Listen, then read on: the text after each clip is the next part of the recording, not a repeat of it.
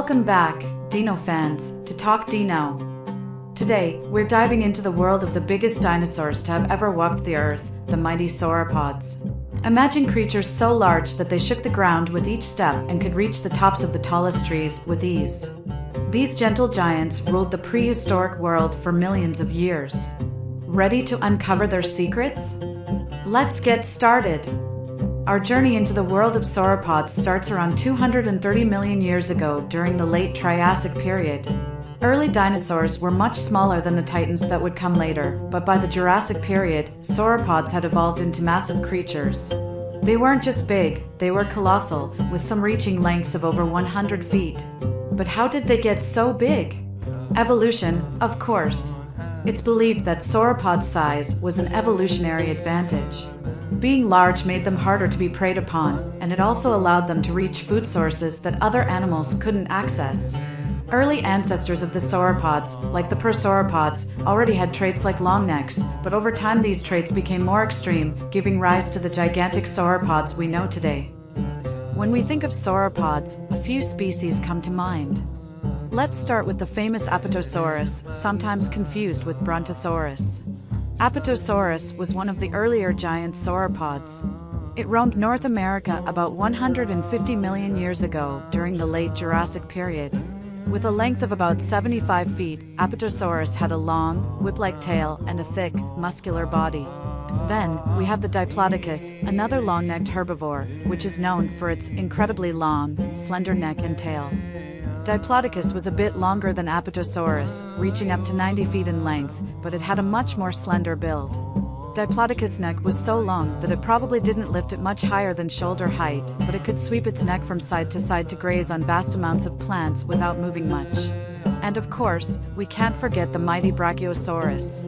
Unlike other sauropods, Brachiosaurus had front legs that were longer than its back legs, giving it a more upright stance. It could lift its head higher than most other sauropods, reaching vegetation that was out of reach for its fellow dinosaurs. Brachiosaurus was truly one of the most awe-inspiring animals, towering over its environment, and could grow up to 85 feet long. Lastly, there's the gigantic Argentinosaurus, one of the largest land animals to have ever existed. This sauropod, found in South America, was truly massive, estimated to be over 100 feet long and weighing over 100 tons. Just imagine something that size walking past you. Argentinosaurus lived during the Cretaceous period, and it's still a mystery how such a massive creature could function. But paleontologists believe its size helped it survive in an environment full of predators. Living as a giant comes with challenges, but sauropods had some unique adaptations that helped them survive and thrive. One of their most obvious features is their long necks. But why such long necks? The most popular theory is that their necks allowed them to reach higher vegetation that other herbivores couldn't access. This gave them a competitive advantage in food-rich environments like forests. Their immense size also helped them regulate their body temperature.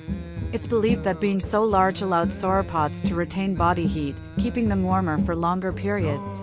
Their massive size also meant they didn't have many predators, though they still had to defend themselves from carnivores like Allosaurus. Sauropods had relatively small heads compared to their bodies, with peg-like teeth designed for stripping leaves from trees, not chewing. Instead, they likely swallowed large quantities of plant material whole, which was then broken down in their massive stomachs, possibly with the help of stones, called gastroliths, that they swallowed to aid in digestion.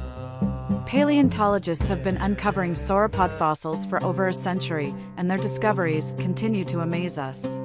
Sauropods left behind a lot of fossil evidence, from bones to footprints, which help scientists piece together their behaviors and lifestyle.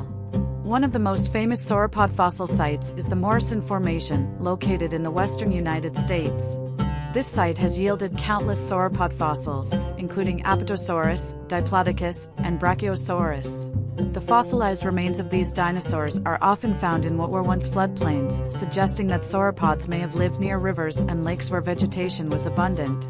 And while their bones have been studied in detail, recent technologies have given paleontologists new tools to learn even more. Advanced scanning techniques allow scientists to study the inner structure of sauropod bones, revealing growth patterns and how these giants supported their immense weight. There's still much to learn about these incredible creatures, and every new fossil discovery brings us one step closer to understanding them.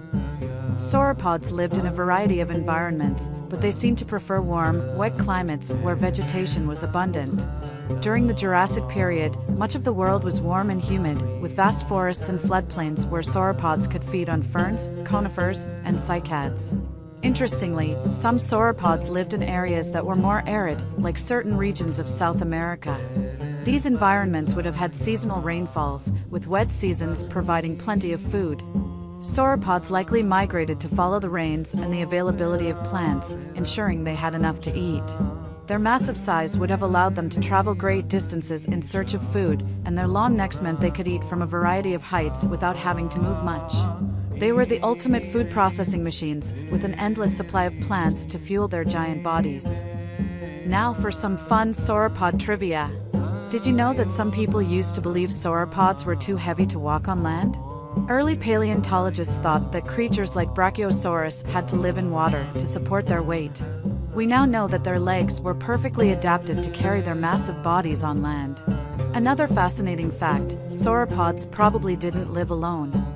Fossil evidence suggests they may have traveled in herds, with adults protecting the younger, smaller members from predators. Imagine seeing a herd of 100-foot-long dinosaurs moving together across the landscape.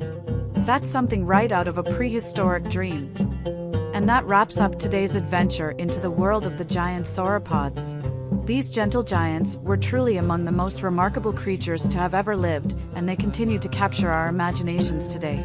If you enjoyed learning about the sauropods, don't forget to hit that like button and subscribe to Talk Dino for more incredible dinosaur content. Until next time, keep exploring the prehistoric world.